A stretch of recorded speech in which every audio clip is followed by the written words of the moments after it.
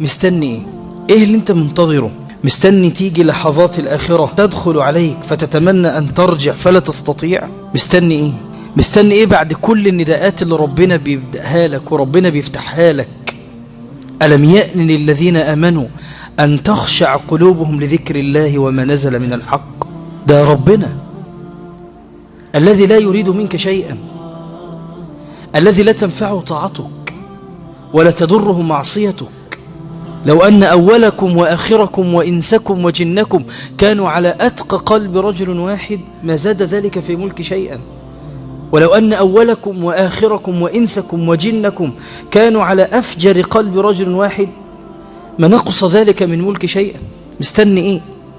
لا يحتاج منك إلى شيء، يعطيك لأنه هو المعطي جل جلاله، ويمد لك في عمرك. أنت مش مصدق إنك هتموت؟ مش مصدق إنك هتخش القبر؟ مش مصدق إنك هتقف قدام ربنا؟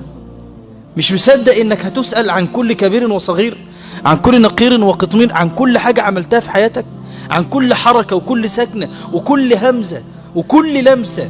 ما انتش مصدق إن كل ده هيعرض عليك في الآخرة؟ ولا مستني تمسك وتعض على أيديك وتندم؟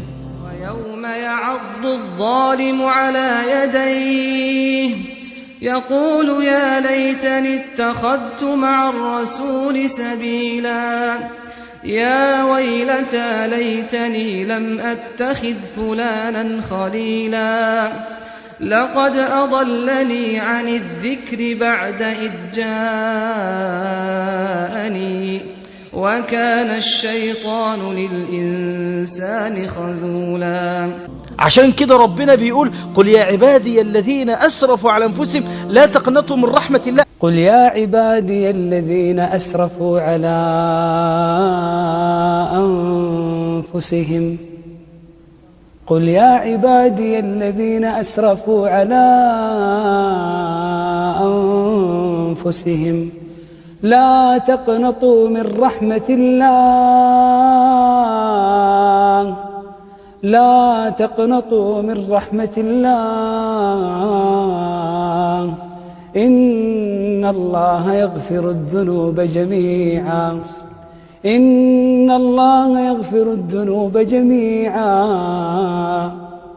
إنه هو الغفور الرحيم. أدي باب التوبة مفتوحة. هو عايز ايه بقى تاني؟ إن الله يغفر الذنوب جميعا. ما عادش لك حجة.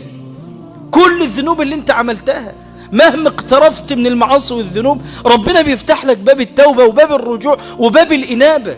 افتقر بس انت لربنا وانت هتلاقي أبواب الخيرات كلها مفتوحة.